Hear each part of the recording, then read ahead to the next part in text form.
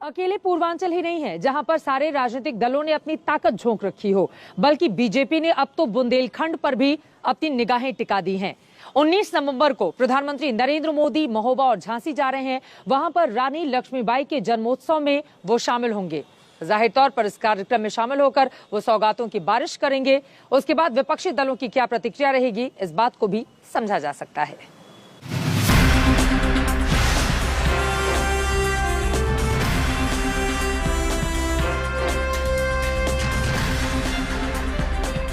सेना का शौर्य आकाश में दस्तक दे रहा है।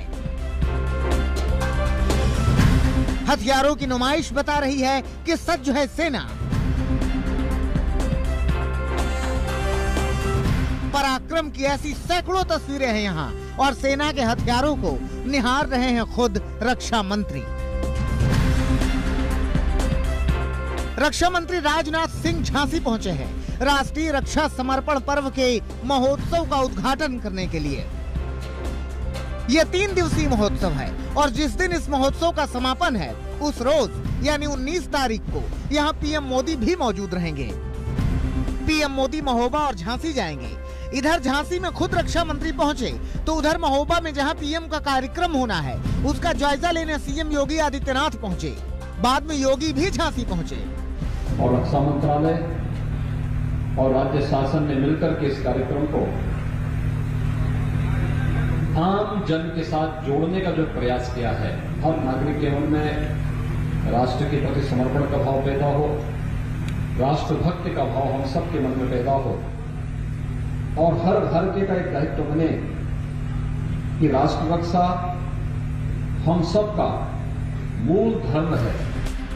यहाँ राजनाथ सिंह ने सेना में महिलाओं की मौजूदगी और उनकी संख्या बढ़ाने की बात कही। आजादी के बाद महिलाओं को राष्ट्र रक्षा के काम में बहुत सक्रिय भागीदारी निभाने का मौका नहीं मिला, मगर अब हालात बहुत तेजी से बदल रहे और मैं आपको बताना चाहता हूँ, जब से प्रधानमंत्री से नरेंद्र मोदी जी ने शासन बागडोर संभाली है, महिलाओं की हर हमारे फोर्स में भागीदारी बढ़ रही है, चाहे आर्मी हो, चाहे एयरफोर्स हो, चाहे वो नेवी हो। तो कुल मिलाकर यूं समझिए कि पूर्वांचल के साथ साथ बीजेपी बुंदेलखंड पर भी नजर जमाए हुए है।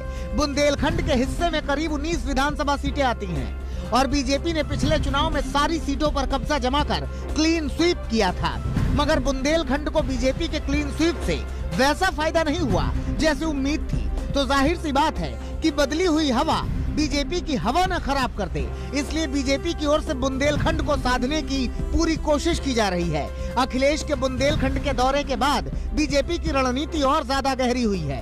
जाहिर सी बात है कि 19 तारीख को जब पीएम बुंदेलखंड जाएंगे तो सौगातों की झड़ी लगाएंगे।